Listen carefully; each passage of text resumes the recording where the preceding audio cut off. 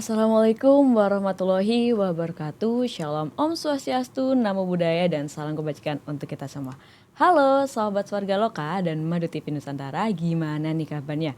Semoga dalam keadaan sehat selalu ya dan semangat menjalani aktivitas seharian.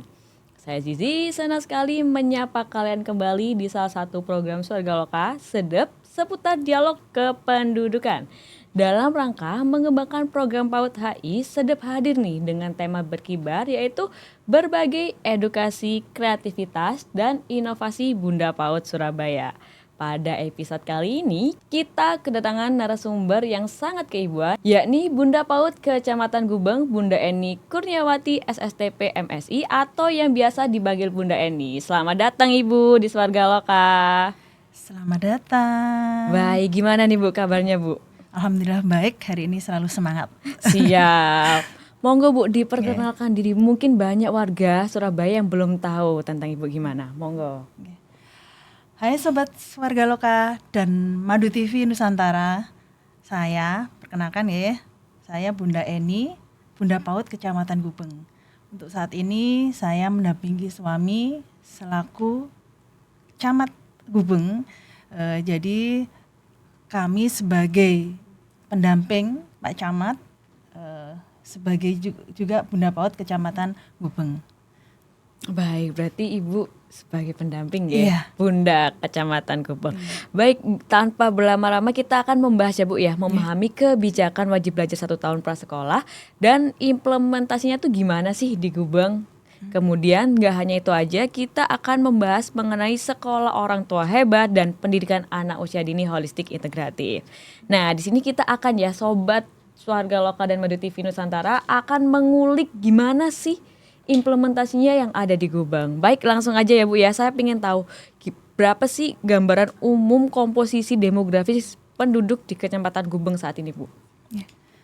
Terima kasih. Untuk Kecamatan Gubeng sendiri ini terdiri dari 6 kelurahan, yakni yang pertama adalah Airlangga, yang kedua Baratajaya, yang ketiga Gubeng, yang keempat Mojo, yang kelima Kertajaya, yang keenam adalah Pucang Sewu.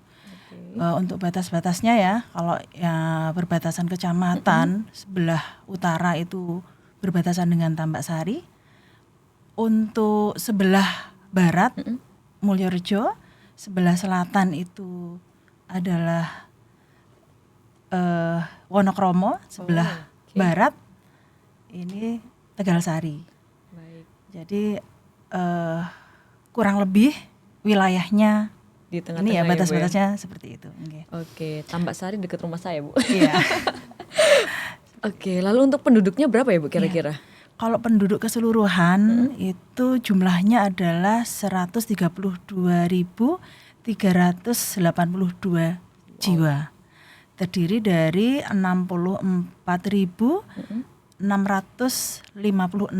laki-laki, kemudian 67.726 perempuan. Oke. Jadi di sini di antara 6 kelurahan ini memang ada ini ya kepadatan penduduk di 2 kelurahan, yakni Mojo dan Kertajaya. Oh, Mojo dan Kertajaya. Baik, Penduduknya ini ya cukup padat. cukup padat di 2 kelurahan itu. Oke, berarti cukup besar ya Bu ya, ada 136. 132. 132. Oke, baik. Lalu apa sih Bu tantangan utama yang dihadapi oleh Kecamatan Gubeng dalam mengelola penduduk di wilayah tersebut? Sebagaimana permasalahan kota ya, untuk pertambahan penduduk luar biasa. Itu tentunya dipengaruhi oleh 2 hal. Yang pertama adalah mobilitas penduduk ya. Kota Surabaya, kota metropolitan tentunya ini ya banyak mengundang warga dari luar tertarik untuk datang ke Surabaya. Salah satunya tujuannya adalah Kecamatan Gubeng yang pertama. Yang kedua, dengan jumlah ini ya penduduk yang banyak tentunya juga berbanding lurus dengan kelahiran. Jadi juga pertambahan kelahiran juga luar biasa. Walaupun kita di sini kami di kelurahan juga sebagai ini ya untuk PKK, kemudian Kecamatan Gubengnya melalui PLKB-nya juga selalu sosialisasi terkait KB. Tapi tetap ya untuk pertumbuhan penduduk Tetap ada. masih pertambahannya masih banyak. Oke, baik. Berarti Kecamatan Gubeng tuh relatif di tengah pusat kota ya Bu ya? Iya, sebenarnya kalau secara kewilayahan masuk timur, tapi kalau secara lokasi mungkin ini ya Deket. masih dekat dengan pusat. Iya sih, makanya Iya. banyak orang-orang ya udah di sana aja, enak nih deket tengah kota. Iya. Mungkin kayak gitu ya Bu ya, beberapa orang kayak kurang gitu. lebih seperti itu. Baik, lalu saya penasaran sih Bu mengenai program PAUD HI dan wajib pelajar 13 tahun. Mungkin sobat Suarga Loka ini banyak yang belum tahu. Mau nggak Bu dijelaskan seperti apa sih PAUD HI atau wajib belajar 13 tahun itu? Wajib belajar sendiri ya, ini memang ada perkembangannya. Dahulu untuk wajib belajar sendiri ini ya 9 tahun ya awalnya. Betul, ya 9 tahun terdiri dari SD 6 tahun, kemudian sama SMP 3 tahun. Kemudian berkembang menjadi 12 tahun. Betul. SD, SMP, SMA 12 tahun. Kemudian untuk tahun ini ya, betul, ini ada penekanan 13 tahun. Yang mana 13 tahun ini penambahannya adalah di usia 5 sampai dengan 6 tahun, yang mana itu untuk anak usia dini. Jadi wajib belajar ini ditekankan pada anak sebelum masuk SD. Betul. Yang mana anak sebelum masuk SD tentunya dibutuhkan persiapan. Agar anak lebih ini ya siap ke SD, tentunya perlu untuk memasuki pendidikan anak usia dini, bisa juga disebut ini ya tadi dari TK, PPT, kelompok belajar dan lain sebagainya. Jadi penguatannya adalah sebelum masuk SD, penambahan 1 tahun tersebut. Berarti untuk menguatkan, mempersiapkan generasi emas itu tadi ya Bu ya, makanya adanya penambahan 1 tahun itu tadi. Iya. Oke, baik. Lalu implementasi program wajib belajar 13 tahun di Kecamatan Gubeng itu seperti apa sih Bu? Apakah ada perubahan nih signifikan dalam akses pendidikan di tingkat PAUD? Kalau implementasinya ya alhamdulillah kalau di Kota Surabaya sendiri luar biasa digaungkan oleh Bunda PAUD Kota ya. Sebelum adanya wajib belajar 13 tahun ini untuk Kota Surabaya luar biasa dalam pendampingan PAUD-nya oleh ini Bunda PAUD Kota. Jadi sudah ada penguatan di ini ya di PAUD sendiri, yakni di TPA tempat penitipan anak, kemudian kelompok bermain, TK maupun SPS atau ini ya PPT. Jadi kalaupun sekarang ada wajib belajar 13 tahun, saya kira Surabaya lebih siap. Betul. Seperti itu. Berarti emang di wilayah Gubeng udah emang banyak ya Bu ya untuk beberapa tempat-tempat TPP atau TK dan sebagainya itu? Sudah. Cukup banyak? Ya, sudah. Oke, baik. Lalu ada nggak program yang telah dilakukan Kecamatan Gubeng dalam melibatkan orang tua untuk mendukung program wajib belajar 13 tahun? Untuk program ini ya Kecamatan Gubeng, ini sebenarnya program ini ya intinya sudah serentak se-Kota Surabaya ya. Kita ada program SOTH salah satunya, yaitu Sekolah Orang Tua Hebat, yang mana di situ kita membentuk kelas-kelas di Balai RW yang menyelenggarakan SOTH, di mana di situ ada materi-materi yang mana salah satunya adalah mengajak orang tua untuk ke PAUD. Ke PAUD itu adalah mengajak anak-anaknya untuk sekolah ke PAUD. Karena terkadang masih ada ya pemahaman orang tua yang berbeda bahwa PAUD itu tidak penting ya. Apa sih sekolah PAUD itu? Seperti itu. Jadi di situ kita mengajak para orang tua untuk menyekolahkan anaknya ke PAUD dengan menyampaikan kenapa sih perlu sekolah ke PAUD. Jadi ini warga utamanya adalah orang tua bisa lebih paham untuk mengajak menyekolahkan anaknya ke PAUD. Oke, berarti cukup banyak ya Bu ya untuk orang tua yang kurang aware kayak masih mengesampingkan apa sih PAUD kayak gitu-gitu. Kebanyakan ya mungkin karena keterbatasan mereka, keterbatasan di sini, keterbatasan waktu ya. Biasanya orang tua dalam hal ini ayah dan ibu sibuk bekerja sehingga mengesampingkan, alah mereka kan anak-anak ini kan masih kecil, nanti aja di SD seperti itu. Jadi hanya alasan pembenar saja ya. Sebenarnya mungkin mereka juga tahu bahwa penting, cuman karena keterbatasan waktu sehingga menganggap itu tidak penting karena keterbatasan waktu mereka. Baik. Okay. Lalu berarti itu termasuk tantangan ya untuk mengimplementasikan program wajib belajar 13 tahun ini. Nah, lalu gimana sih Bu mengintegrasikan dalam sistem pendidikan nasional? Apa tantangan terbesarnya untuk implementasiin program itu tadi? Salah satunya tadi ya Bu, yang pertama adalah yang ini ya, kekurang sadaran orang tua. Betul. Yang kedua, kekurang sadaran orang tua itu juga memang ada dua hal, mungkin memang satu nggak sadar, yang kedua adanya keterbatasan secara sosial ekonomi.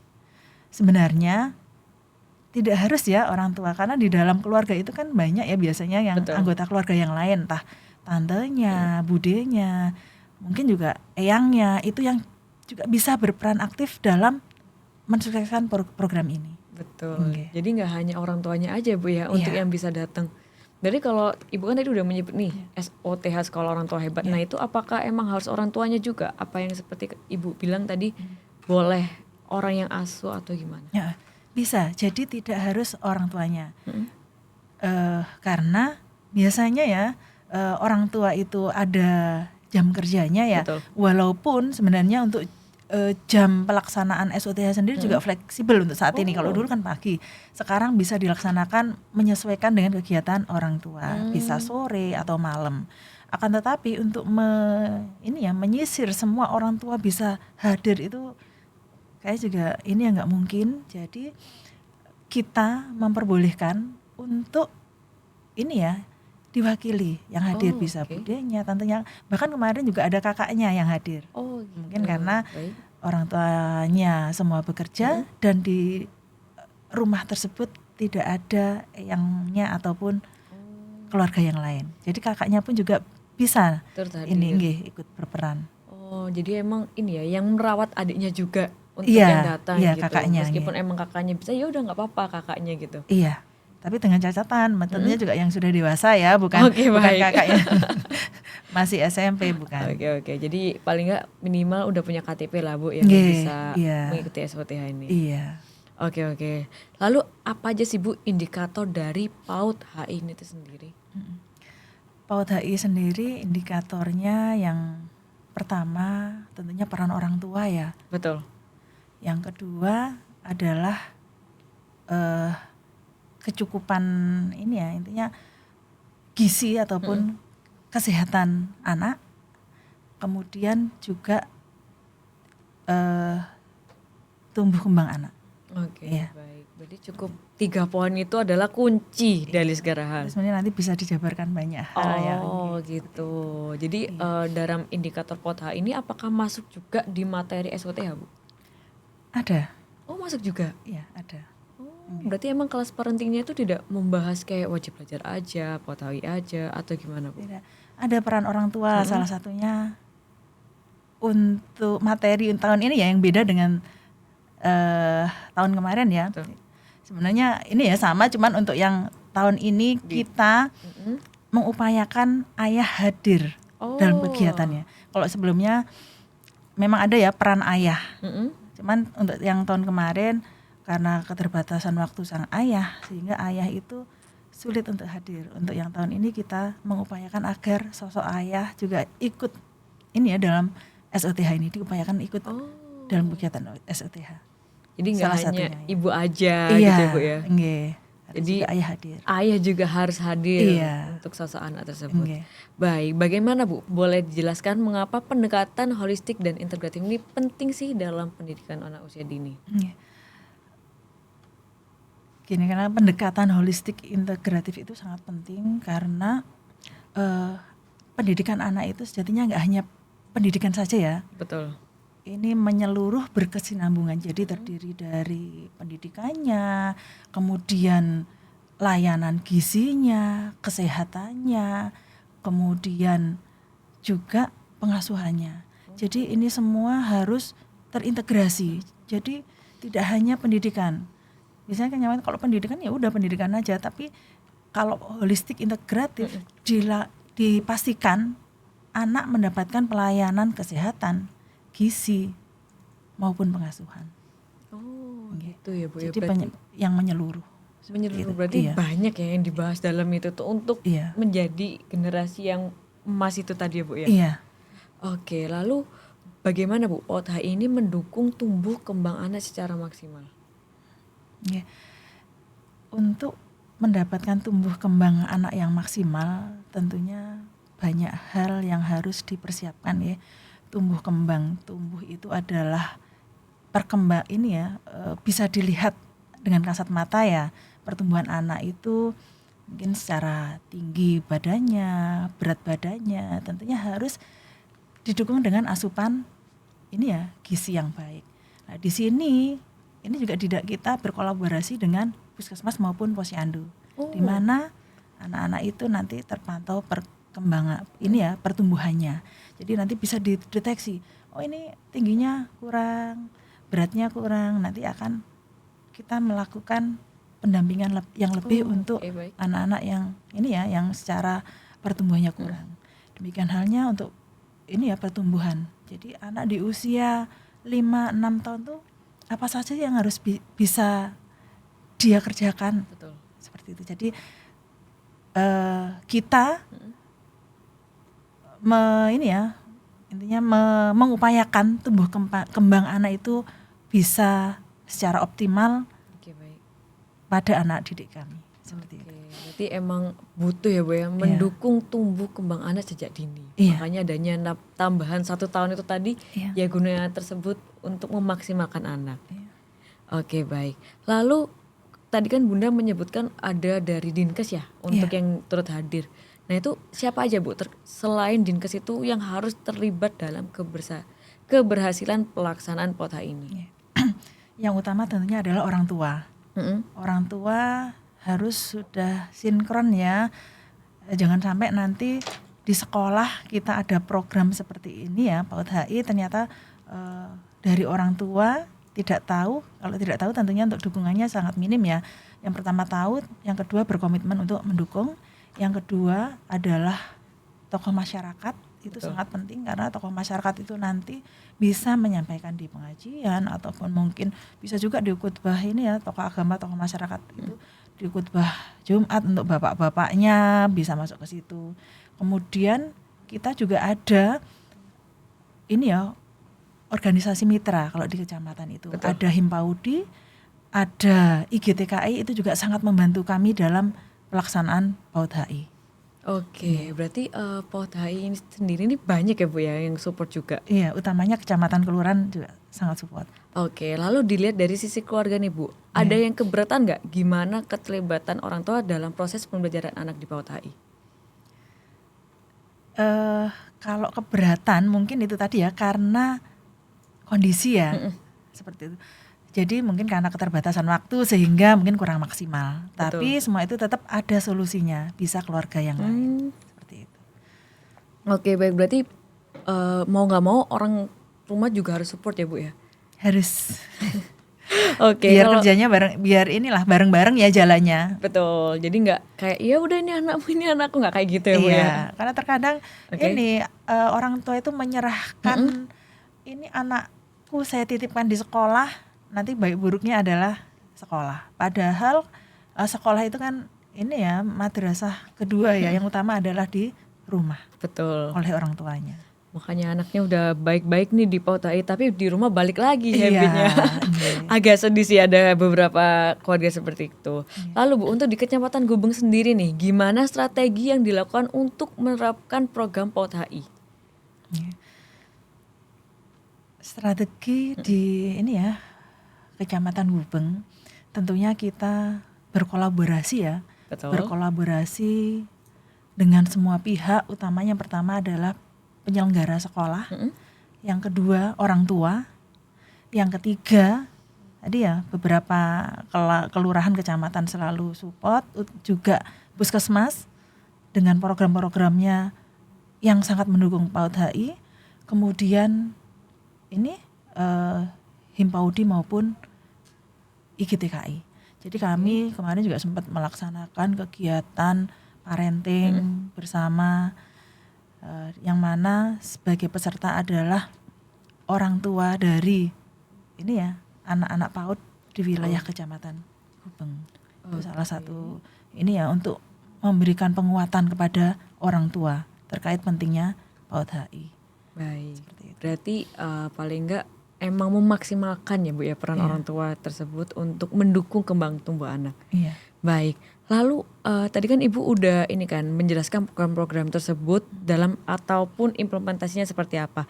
Nah, dalam meningkatkan kesadaran orang tua tersebut, apakah ada Bu kendala? Untuk kayak, aduh aku males nih masihan kayak gitu. Nah itu gimana untuk menanggulangi seperti itu? Oke. Kalau kendala pasti ada ya Bu ya. Betul. Ada ya Mbak ya. Yang banyak itu memang keterbatasan dari ini ya, keterbatasan dari orang tua. Yang mana anak-anak yang mana harus selalu didampingi cuman karena keterbatasan waktu orang tua, sehingga anak ini ya tidak bisa mendapatkan penuh mungkin perhatian, kasih sayang, ataupun itu tadi ya, akses untuk bisa sekolah. Oh iya. Oh jadi semua juga terbatas ya Bu ya? Iya. Kalau di wilayah Gubeng sebenarnya ya, terkait akses ke sekolah itu selama di rumah ada anggota keluarga yang lain itu sangat terjangkau secara jarak. Biasanya kan yang dikeluhkan yang jarak. Tapi kalau di Kecamatan Gubeng masih sangat terjangkau jaraknya. Karena kita sekali lagi ya PPT itu adanya di masing-masing RW. Oh. Jadi jangkauan ke RW itu Dekat. sangat dekat. Oke. Mungkin terkendalanya barangkali di dalam keluarga itu tidak ada anggota yang lain, itu yang Nah, memang sangat menjadi kendala. Jadi PR-nya di situ ya Bu Iya. ya? Oke baik. Jadi itu termasuk kayak agak PR juga sih, ada orang tua yang kayak bingung mau nyekolahin anaknya tapi nggak ada orang, gimana dong kayak gitu. Oke, lalu gimana nih Bun untuk membantu identifikasi anak-anak yang beresiko yang tidak melanjutkan pendidikan di wilayah tersebut? Iya. Jadi kita memang juga ada data ya dari Dinas Pendidikan terkait anak-anak yang ini ya belum masuk PAUD. Tentunya kami melaksanakan pelacakan ya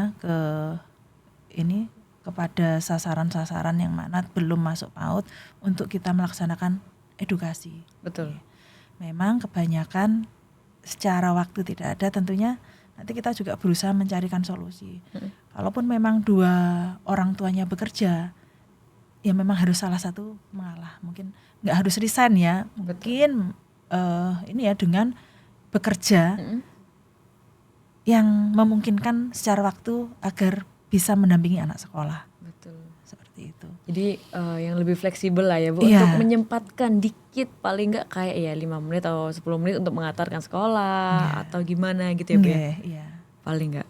Oke, lalu di Kecamatan Gubeng sendiri ya Bu ya, pemerataan kualitas pendidikan yang telah terjadi atau masih terdapat sekolah yang tertinggal, kira-kira ada nggak Bu? Kalau yang tertinggal nggak ada lah ya, nggak ada. Karena di ini ya Kecamatan Gubeng, Kota Surabaya itu kan juga sudah ada pendampingan yang luar biasa ya. Betul. Dari Dinas Pendidikan. Jadi kurikulumnya juga sudah ini ya, sudah ada. Kemudian juga kita ada pendampingan untuk ini ya, ada penilik PAUDikmas, ada pengawas. Kemudian kami di sini ada Bunda PAUD kelurahan dan kecamatan, yang mana kami juga punya konsen itu ya. Betul. Kami secara berkala dan bergantian mengunjungi ini ya tempat-tempat ini ya sekolah-sekolah tersebut, sehingga bisa mengetahui kalaupun ada permasalahan terkait sekolah tersebut. Kalau kami di tingkat ini ya PPT terkadang ya bukan kualitas ya, mungkin ada miskomunikasi dengan ketua RW-nya. Nah, itu yang kita jembatani untuk penyelesaiannya.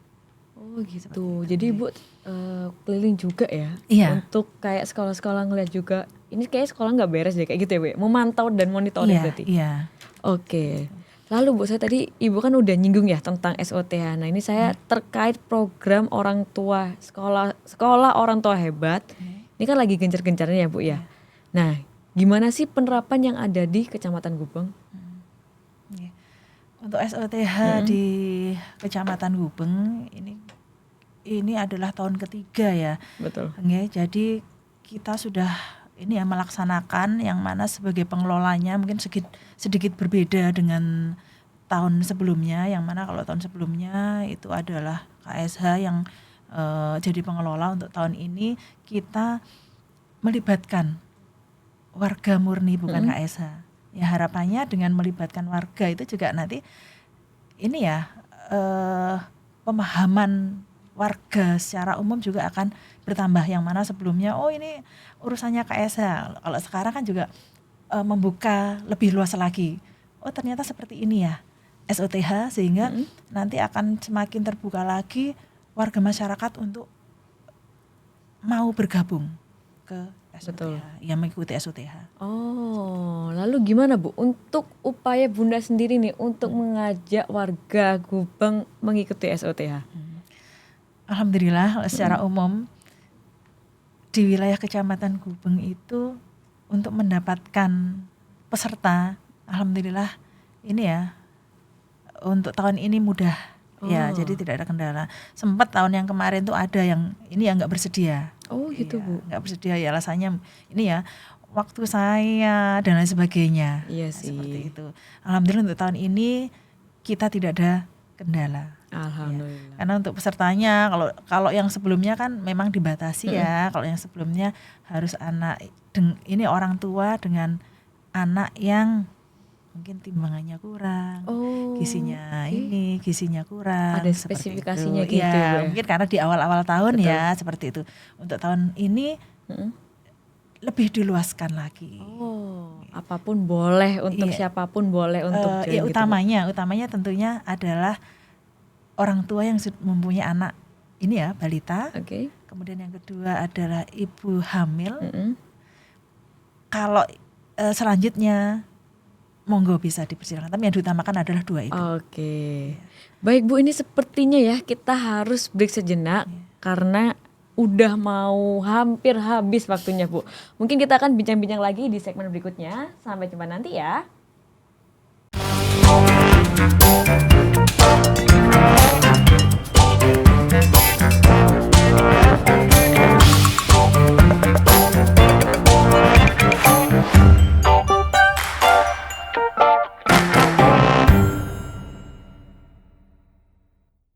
Halo Sobat Warga Loka dan Madu TV Nusantara, balik lagi nih bersama saya Zizi dan Bunda Eni. Baik Bun, tadi kan kita udah membahas ya tentang sekolah orang tua hebat. Nah saya mau mengulik lagi nih Bun, apa aja sih sebenarnya materi atau topik yang ada di SOTH yang udah diterapin sama Bunda Eni tadi?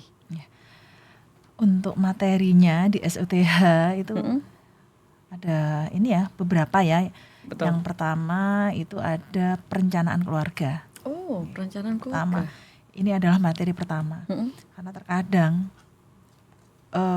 untuk menikah itu ini calon suami istri mungkin yang ada di pikiran mereka adalah gimana resepsinya. Betul. Kemudian orang tua pun mungkin itu ya yang pertama di orang tua mempelai ya, calon pengantin itu mungkin yang disiapkan adalah gimana resepsinya dan lain sebagainya. Padahal untuk membentuk suatu keluarga itu kan pasti harusnya adalah ada perencanaan keluarga. Nah, di situ akan disampaikan materi terkait perencanaan keluarga. Dan ini tidak ada ilmunya ya. Alhamdulillah disampaikan di SOTH. Gitu. Jadi tidak ada kata terlambat, walaupun yang mengikuti sudah punya anak, tentunya ilmu ini nanti akan sangat bermanfaat. Betul. Terkait tanggung jawab suami istri seperti apa. Terkadang pasangan suami istri kan canggung ya terkait hak dan kewajibannya. Betul. Terkait keluarga itu nanti seperti apa perencanaan pengasuhan anak, akan mempunyai anak di tahun keberapa pernikahan dan sebagainya, itu harus ada perencanaan dan itu sangat bagus sekali materi tersebut. Baik. Kemudian ada juga peran ayah tadi ya, peran ayah terhadap perkembangan anak. Nah, itu sangat bagus materinya. Kemudian ada juga terkait kesehatan anak, kesehatan reproduksi anak. Jadi kita menggandeng puskesmas juga untuk menjadi pemateri dalam SOTH terkait kesehatan anak, kemudian reproduksi anak itu kita minta bantuan puskesmas dalam menyampaikan materi. Kemudian mengajak ke PAUD itu khusus Bunda PAUD kelurahan dan kecamatan yang menyampaikan. Tadi di saat perencanaan keluarga itu ada dari teman-teman ini ya PLKB yang menyampaikan. Kemudian peran ayah. Kalau peran ayah ini kita berkolaborasi dengan kelurahan kecamatan. Yang mana apabila camatnya laki-laki, kemarin Pak Camat juga menyampaikan materi ini terkait perencanaan keluarga dan peran ayah. Di kelurahan pun juga kita sampaikan yang demikian. Jadi dalam SOTH ini banyak sekali ilmu yang bisa didapatkan untuk pengasuhan anak, terus membangun suatu keluarga. Tentunya keluarga dibangun dalam rangka ini ya, menyiapkan keluarga yang kuat. Betul. Kuat tentunya dalam hal ekonomi, kemudian juga nanti menyiapkan keluarga yang seperti apa, kemudian juga menghasilkan atau mempersiapkan anak-anak yang hebat. Betul. Seperti itu ini kurang lebihnya itu untuk materi dari SOTH. Berarti emang dirancang untuk mempersiapkan menjadi orang tua hebat juga dan untuk anaknya yang terbaik ya Bu ya. Iya. Jadi untuk perencanaan keluarga sendiri itu berarti sebelum menikah ya Bu ya? Atau sesudah? Perencanaan sebenarnya lebih baik sebelum menikah ya. Pasti setiap calon ya, calon suami ataupun istri pasti juga punya ini ya cita-cita. Saya nanti keluargaku nanti akan seperti apa. Akan tetapi juga tidak menutup kemungkinan banyak yang tidak sampai memikirkan itu ya. Betul. Yang penting aku nikah. Kalau nikah itu seneng-seneng gitu. Padahal pernikahan itu kan diiringi dengan tanggung jawab. Itu salah satu fungsi dari kita ya untuk mengawal keluarga-keluarga baru itu sehingga nanti perjalanan mereka tentunya akan lebih lebih baik, lebih mulus, lebih mudah. Betul. Tidak hanya sekedar aku nikah senang-senang. Padahal setelah pernikahan itu banyak hal yang harus dihadapi. Oke, berarti untuk calon catin bisa ya Bu ya ikut SOTH ini sebenarnya atau gimana? Bisa. Tapi diutamakan tadi ya orang tua dulu. Kalau memang secara kuota di dalam SOTH ini sudah diikuti oleh orang tua di wilayah tersebut, baik. Bisa nanti diisi oleh catin. Oke, berarti saya mungkin mau menikah boleh. Boleh banget. Dan nanti kita juga ada juga pendampingan untuk calon pengantin. Gitu, ada juga Bu? Ada, nanti ada ini juga ada pendampingan calon pengantin. Jadi sebelum menikah itu harus punya sertifikat calon pengantin. Oh gitu ya. Harus ikut Zoom meeting. Gimana sih nanti menjadi berkeluarga kayak gitu. Aduh, saya jadi belum siap itu. Harus laki-laki laki-laki dan perempuan, nggak hanya perempuannya aja. Oh gitu. Iya, calon pengantin laki-laki juga harus mengikuti. Nanti kalau perempuan aja nanti sepihak, aduh aku nggak tahu lah ya. Yang laki gitu kan sama aja. Jadi keduanya harus saling. Harus sama-sama tahu ya Bu ya? Iya. Oke, siap. Lalu kira-kira tadi kan Ibu menceritakan banyak banget ya materinya. Nah itu siapa Bu yang ngisi Bu? Apakah emang Bunda PAUD-nya sendiri kayak Ibu Eni sendiri ataupun ada beberapa pasukannya Ibu yang lain atau gimana? Ya. Kalau untuk saat ini ya kita sudah jadwalkan kalau Kecamatan Gubeng ya. Betul. Jadi Kecamatan Gubeng ini untuk materi terakhir itu adalah ini ya Ayo ke PAUD. Ini sudah dijadwal yang menyampaikan adalah Bunda PAUD Kelurahan dan Kecamatan. Jadi sudah kita jadwal. Untuk saya ngambil di masing-masing kelurahan itu saya ambil satu aja Mbak. Jadi ya terus selebihnya kita serahkan ke Bunda PAUD Kelurahan. Gitu. Seperti itu khusus yang Ayo ke PAUD. Tadi sudah saya sampaikan di awal khusus perencanaan keluarga itu adalah ini ya Pak Camat. Pak Camat juga ngambil masing-masing kelurahan satu. kebetulan di wilayah Kecamatan Gubeng ini lurahnya itu 6-6-nya adalah perempuan, ibu-ibu. Oh, Masya Allah, keren. Jadi untuk ini ya khusus materi yang Mm-mm. peran ayah dan ini perencanaan keluarga ini disampaikan oleh strukturalnya dari kelurahan. Oh, Gitu. gitu. Nanti Bunda PAUD-nya menyampaikan yang Ayo ke PAUD. Jadi orang-orang hebat ya Bu ya, yang menyampaikan materi juga. Ya sharing ya nanti ya Oke. seperti itu nih. Berarti discuss ya Bu, kayak Iya. gimana sih untuk parenting dan sebagainya, kayak gitu. Oke, saya penasaran nih Bu, ada nggak sih Bu program atau inisiatif khusus di Kecamatan Gubeng yang bertujuan untuk mempermudah akses masyarakat terhadap layanan administrasi kependudukan, terutama untuk keluarga yang memiliki anak usia dini?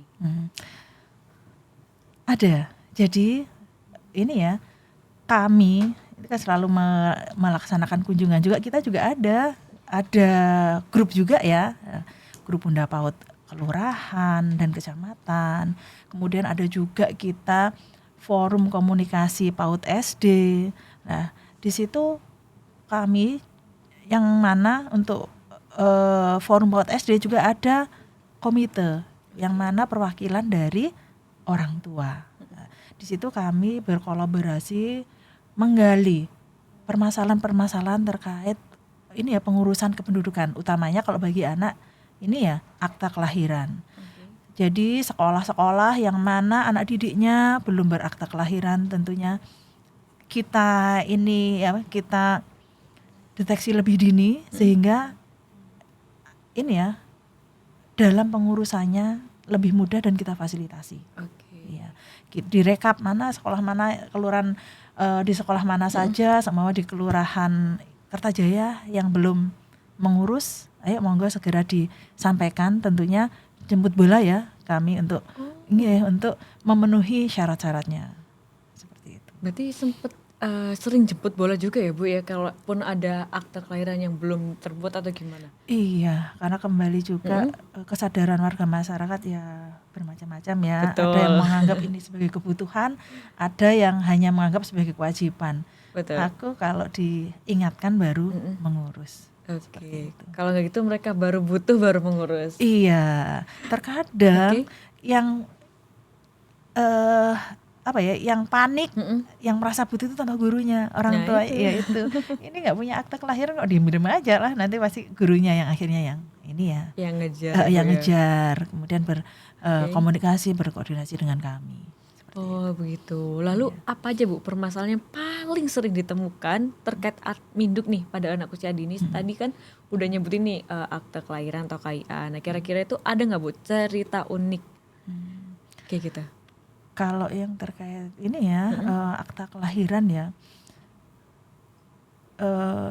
warga tidak ini ya segera mengurus. Ternyata Betul. setelah kita dampingi, kita ini ya minta persyaratannya, ternyata ya itu memang terganjal di persyaratannya. Salah satu contoh kasusnya itu adalah anak tersebut ini ya korban perceraian ya. Oh, oke. Baik. Jadi orang tuanya berpisah, kemudian ibunya itu nikah lagi. Nikah lagi, mengikuti suami di luar kota, yang mana anaknya ini ya tidak tinggal sama orang tuanya, bapaknya dalam hal ini, tapi mengikuti orang tua ibunya, neneknya. Pihak suami baru dari ibu itu keberatan apabila anaknya ini ikut ke ini ya. Saya sebut aja ya ke Mojokerto. Oke, baik. Ya. Jadi anaknya ikut mbahnya di sini di Surabaya. Oh, ya. Oke. Dan ibunya ini ya kurang aware ya, tidak diurus suratnya. Suami baru tidak bersedia anak secara fisik ikut keluarga sana dan secara kakak juga ikut sana. Akhirnya kita mendampingi, ikutlah di kakak mbahnya di sini. Terkadang kita juga sedih. Iya. Melihat hal-hal. Iya, padahal ini ya anak itu kan juga butuh kasih sayang, Betul. banyak hal dari seorang ibu. Makanya. Ternyata terpaksa harus mengikuti neneknya. Nah, Seperti itu. makanya kadang kayak bingung juga ada orang tua kayak gitu, Iya. kayak aduh saya juga sedih Bu, Iya. nelangsang Ya, ngeliatnya. miris melihat, kasihan ya. Tapi masih ada ininya, mungkin lah ya, alhamdulillah ya. Padahal neneknya itu juga sendiri, suaminya dalam ini kakeknya juga meninggal. Alhamdulillahnya ya masih inilah support secara ini ya, materi ke neneknya, tapi secara kasih sayang, perhatian dan lain sebagainya ya sudah semua neneknya. Itu mungkin salah satu anak yang mungkin butuh ini ya, perhatian lebih Oke, makanya dari inilah semua yang ada di sekitarnya. betul, itu pentingnya ikut SOTH ya Bu ya. Iya. Salah satunya takutnya dapatnya seperti itu juga. Iya, harus Oke. perencanaan keluarganya harus benar-benar bagus dan disepakati kedua belah pihak. Oke, baik, cukup sedih saya mendengarkan Bu. Iya. Lalu kira-kira banyak nggak Bu anak yang belum memiliki dokumen dasar seperti akte kelahiran atau KIA di wilayah Kecamatan Gubeng? Kalau di wilayah Kecamatan Gubeng sih ini ya ada, cuman nggak banyak. Tetap nanti kita berproses ya. Terkadang memang ada suatu kondisi yang memang butuh waktu ya. Betul. Waktu untuk pengurusannya. Gitu. Oke, berarti kira-kira skalanya berapa persen Bu? Adakah 70% yang belum punya? Atau 70% udah punya semua? Enggak, kalau ini di atas 70% rata-rata sudah punya. Oke, berarti rata-rata udah aware lah ya terkait Iya. dengan dokumen dasar itu Iya. tadi. Biasanya nggak aware ya, memang ada permasalahan tersebut. Oke, yang Iya. bertanda kutip kayak tadi. Iya. Oke, lalu apakah ada program unggulan Bun yang sudah mengintegrasikan layanan Adminduk ke dalam kegiatan PAUD? Misalnya melalui posyandu atau sosialisasi kayak gitu. Ya. Jadi kita kalau dari posyandu kita ada ada kegiatan pemeriksaan kesehatan terintegrasi yang bekerja sama dengan puskesmas. Jadi ini kegiatannya memang langsung dari puskesmas yang yang turun memeriksakan kesehatan. Nah di situ kita juga menggandeng kecamatan sekaligus untuk menyisir, menyisir anak-anak yang belum berakte kelahiran. Gitu. Jadi di situ nanti kita akan proses secara langsung, tapi ya tetap ya dengan kondisi syarat lengkap. Kalaupun tidak lengkap ya kita dampingi dengan sesuai dengan kasus yang lagi happening di situ ya, di wilayah tersebut. Kayak ada apa sih kasus di sini? Iya, kayak gitu. Tadi ya kan, karena kasusnya masing-masing anak itu kan berbeda. Betul. Ada yang ada juga, kita kemarin juga ada yang kasus suami istri ini ada masalah hukum, sehingga harus di Medaeng ya. Karena ada penipuan gitu. Anaknya 2 orang ini belum berakte kelahiran. Oh ya ampun. Kita juga nggak bisa mendeteksi anaknya di mana. Ternyata karena memang secara keluarga besar tidak menerima pasangan ini. Nah, secara keluarga besar di alamat tersebut tidak menerima pasangan ini, sehingga 2 anak ini ternyata tinggal di panti asuhan. Jadi tetap panti asuhannya ini yang lebih aware ya. Ini waktunya sekolah nih butuh akte kelahiran, sehingga datanglah ke ke kelurahan. Oke. Baru nanti kita bisa urus ya. Ini mungkin yang belum ada akte kelahirannya, biasanya seperti ini, ada permasalahan yang demikian. Berarti emang ada permasalahan di berkas-berkasnya, ataupun ya udah masalah yang nggak bisa sulit diselesaikan. Iya, sebenarnya luar biasa loh. Kalau di Spenduk itu kan tiap bulan selalu menyampaikan list daftar warga yang belum berakte kelahiran. Kita ada daftarnya, cuman untuk menemui orangnya itu, salah satu case-nya itu tadi tidak ada di tempat kita. Ternyata ada di panti asuhan. Di saat panti asuhan aware lah, itu baru nanti ketemulah solusinya. Seperti itu. Agak kompleks ya Bu ya, sekalinya ada kayak bikin pusing. Baik Bunda, dalam pengalaman Bunda sendiri nih, ada nggak sih kendala atau miskomunikasi antara pemerintahan dengan masyarakat dalam pemahaman atau prosedur Adminduk dan apa solusinya yang kalau ada misal masalah atau gimana gitu? Kalau untuk Adminduk yang sekarang ini kan serba online ya. Betul. Memang ada warga kita yang gaptek ya. Gaptek. Sebenarnya gaptek itu kan nggak tentu satu rumah itu ini ya nggak bisa semua. Betul. Jadi kita kalau dalam hal mungkin bisalah anaknya yang nanti kita edukasi yang mana untuk di Kecamatan Gubeng sendiri. Untuk Adminduk secara online ini RT RW sudah diberi sosialisasi, perwakilan KSH juga sudah, ya harapannya ini ya sudah luas menyebar ke warga masyarakat. Jadi terhadap yang gaptek, ya harapannya ini ada salah satu perwakilan yang bisa diedukasi, seperti itu. Gitu. Kemudian ada juga nanti kalau online susah, terus itu. nanti kalau HP-nya hilang gimana, seperti itu. Memang warga masih butuh pemahaman. Oke, butuh edukasi lebih kayak udah takut sendiri, takut datanya Iya, bocor atau gimana, kayak gitu Bu. Seperti itu, ada ketakutan seperti itu. Berarti kira-kira sampai di balai RW atau gimana Bu kalau ada pelayanan kayak gitu tuh, Kalau sosialisasinya? Kalau pelayanan kita sampai di balai RW, dan pelayanan pun kan kita ini ya sampai balai RW bisa, di kecamatan bisa, kelurahan bisa, balai RW bisa, pakai HP sendiri bisa, luar biasa. Jadi lebih dekat ya Bu Iya, ya. dekat sekali, Nah, nggak itu. usah keluar rumah udah. Makanya kadang Cuman harus kan paham dulu nih. orang-orang juga aduh jauh-jauh harus ke Siol, ke Pimpong ini bolak-balik, padahal dari HP juga bisa. Iya. Nggak Baik harus Bu, keluar rumah. dengan seiringnya dengan perkembangan teknologi ya, gimana Bu pandangan Bunda terkait digitalisasi layanan Adminduk di Kecamatan Gubeng? Apakah masyarakat sudah siap beralih ke digital atau gimana?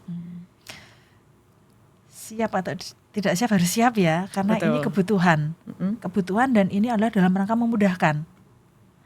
Jadi memang sudah seharusnya ya kita di era ini harus digital, serba digital, untuk mempermudah, kemudian mempercepat dan memperingkas. Sudah nggak ada kertas-kertas. Betul. Iya. Ya mungkin kuncinya nanti kita tetap harus selalu ini ya, memberi pemahaman, sosialisasi kepada warga masyarakat yang memang belum paham akan itu. Oke, berarti kayak selalu sosialisasi Iya, gitu ya Win ya. Selalu. Oke, berarti di ke Balai RW sendiri sering juga berarti ada sosialisasi Bun? Iya, jadi di Balai RW itu kita membuka layanan tiap hari. Oh, tiap hari. Iya, jadi kita nggak harus, kalau kita kan sosialisasinya pasti lewat flyer di grup ini ya warga. Betul. Itu pasti. Kemudian barangkali warga yang butuh informasi bisa langsung ke ini ya, Balai RW untuk mendapatkan penjelasan dari ini ya petugas di Balai RW. Yang mana petugas itu dari kelurahan dan kecamatan. Oh gitu. Iya. Jadi ya petugasnya dari kelurahan, kecamatan, tapi lebih dekat aja dengan warga. Iya, warga. mendekatkan. Oke, lalu sebenarnya seberapa penting sih Bun pembuatan akte kelahiran ini untuk anak? Dan apakah terdapat masa pembuatan akte kelahiran itu lama atau gimana? Akte kelahiran. Akte kelahiran itu tentunya penting ya sebagai identitas ini ya, anak ya. Kemudian untuk pembuatannya sangat mudah dan cepat. Tapi itu tadi ya, harus syaratnya lengkap. Jangan sampai nanti harus ada surat nikah orang tung. Kayak tadi yang case tadi ya, ibunya udah nggak peduli. Kayak tadi yang case di ini tadi ya, yang bermasalah dengan hukum. Sehingga dengan kondisi yang demikian kan susah. Jadi untuk syaratnya akte kelahiran sendiri ada surat nikah, betul, kedua orang tua, kemudian KTP ini ya saksi 2 orang sama kakak. Terhadap anak di luar nikah, tanpa surat nikah ya nanti jadi anak seorang ibu. Jadi tidak ada hal yang sulit. Satu lagi yaitu ini ya, surat kelahiran dari rumah sakit. Nah, walaupun ada yang telat, mungkin di atas 17 tahun, betul, nggak masalah, nggak ada masalah, semua bisa diurus dengan SPTJM. Nah itu, semua udah dipermudah ya Bun ya. Mudah sekali, tinggal kemauannya. Tinggal kayak kamu mau kapan buat? Iya. Tinggal ngilangin malesnya kayak gitu ya Bun ya. Iya, enggak. Oke, baik. Lalu untuk para orang tua nih yang mungkin mau mengurus akte kelahiran Bun melalui website KNJ itu gimana sih caranya? Mungkin banyak warga Surabaya belum tahu, monggo dijelaskan Bun. Jadi untuk pembuatan akte kelahiran melalui KNJ itu sangat mudah ya. Yang pertama kita harus membuat ini dulu ya, membuat akun dulu, kemudian kita ikuti langkahnya dengan verifikasi. Ya, setelah itu nanti kita masuk ke ini ya, pencatatan sipil dengan tinggal mengklik akta kelahiran. Di situ nanti ada panduannya, dimasukkan syarat-syaratnya. Mungkin untuk lebih mempermudah lagi, syarat-syaratnya ini ya dipastikan lengkap. Biar nanti ini ya nggak bolak-balik ya. Di saat nggak lengkap nanti pasti ada ini ya, ada semacam penolakan ya, atau bukan penolakan ya, mungkin ada catatannya harus dilengkapi ini. Apa data-data yang belum dilengkapi. Jadi di KNJ ini sama seperti memindah ini ya, kantor di rumah ya. Jadi kita nggak perlu keluar dari rumah, cukup di HP. Baik. Barangkali ada kesulitan dengan HP-nya, dengan gadgetnya bisa datang ke kelurahan maupun di balai RW. Barangkali nggak pede ya. Aduh, aku nanti kalau di rumah bingung. Kalau ada bingung. Monggo nanti bisa terdekat di balai RW, nanti akan didampingi oleh petugas dari kelurahan dan kecamatan. Nah, tuh buat sobat Swarga Loka dan Madu TV Nusantara, jangan bingung ya, kalian cukup di rumah aja ya Bun ya. Iya. Kayak dari HP set udah jadi akte kelahiran kayak gitu. Jadi nggak ada ngomongan lagi mager ataupun bingung ataupun gimana. Kalian bisa kepoin juga IG kita swargaloka.sby di bawah ini ya, kalau mau penasaran gimana sih kayak gitu. Lalu Bun, saya mau tanya, tadi kan Bunda udah menjelaskan kan kayak cara membuat akte kelahiran di KNJ. Nah, saya mau tahu seberapa penting juga sih sebenarnya KIA itu? KIA kalau ini ya bagi orang dewasa ibaratnya KTP ya, sebagai identitas ini ya kependudukan. Jadi dengan adanya KIA sendiri itu juga bisa sebagai ini ya, untuk perencanaan pemerintah ya, warga kita yang usia 0 sampai dengan 16 tahun itu berapa. Ini sangat penting untuk perencanaan kota. Terkait sekolahnya, layanan kesehatannya, dan lain sebagainya yang berhubungan dengan anak. Jadi bagi ini ya, orang tua, warga yang memiliki anak yang belum punya KIA, ayo segera mengurus KIA. Sangat mudah. Mudah ya Bun ya. Mudah sekali. Jadi kadang ada akte kelahiran plus KIA kan Bun, kadang di beberapa wilayah. Nah, seberapa penting sih Bun untuk peran atau manfaat KIA ini? Jadi KIA fungsinya sebagaimana KTP untuk orang dewasa, sebagai identitas anak. Tentunya sangat penting ya. Seperti itu. Kalau mungkin sebelumnya mungkin hampir sama dengan ini ya, akta kelahiran. Tapi kalau akta kelahiran itu kan untuk semua usia ya. Kalau KIA memang dibatasi sampai dengan usia 17 tahun saja. Seperti itu. Sebelum punya KTP lah ya. Iya, 17 tahun kurang 1 hari. Nah, berarti manfaatnya juga cukup banyak ya Bun ya. Kayak bisa dibuat diskon, nyari diskon, benefit dan lain sebagainya juga bisa sebenarnya manfaat KIA itu. Iya. Sebenarnya ada juga untuk ini ya, mungkin untuk masuk ke layanan pendidikan, ke perpustakaan, kemudian bisa untuk mengakses layanan kesehatan untuk anak dan remaja, seperti itu. Berarti emang sebenarnya banyak banget kayak manfaat-manfaat KIA ataupun adminduk ya Bun ya. Iya. Dan karena itu emang basicnya itu dasarnya kita untuk masuk ke beberapa sektor, meskipun kayak kerja ataupun gak usah jauh-jauh, mau masuk SD pun juga butuh akte kelahiran. Nah, buat warga Surabaya jangan bandel-bandel ya untuk malas untuk mengurus. Nah, ini kadang saya juga bingung Bu, kayak aduh nanti aja. Nah, kayak gitu kan juga repot kan. Padahal sangat mudah sekali pengurusannya. Mudah banget. Bun, ini tidak terasa ya waktu kita sudah hampir habis nih. Mungkin Bunda ada pesan buat sobat Swarga Loka dan Madu TV Nusantara, monggo di depan ini. Untuk terkait ini ya, PAUD HI ya, PAUD, untuk mewujudkan PAUD HI tentunya butuh kolaborasi yang bagus dari pihak yang pertama adalah guru atau pengelola sekolah dan orang tua. Yang mana terkadang ini ya orang tua menitipkan atau menyerahkan semua ke sekolah. Jadi ini adalah tanggung jawab bersama. Yang utama adalah orang tua monggo berkolaborasi dengan sekolah untuk ini ya perkembangan dan pertumbuhan anak. Yang kedua terkait ini ya kependudukan. Betul. Bagi orang tua yang belum mengurus akta kelahiran maupun ini ya kartu identitas anak, ayo monggo segera diurus, sangat mudah pengurusannya, ayo semua dan tidak perlu jauh-jauh, bisa Betul. di rumah atau mungkin yang lebih dekat ada di Balai RW, nanti petugas dari kecamatan dan kelurahan siap membantu warga.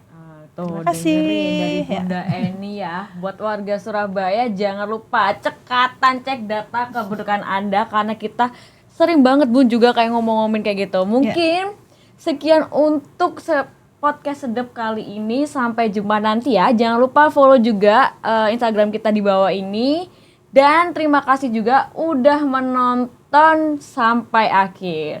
Saya Zizi pamit undur diri dan Bunda Eni pamit undur diri. Sampai jumpa nanti. Bye. Terima kasih.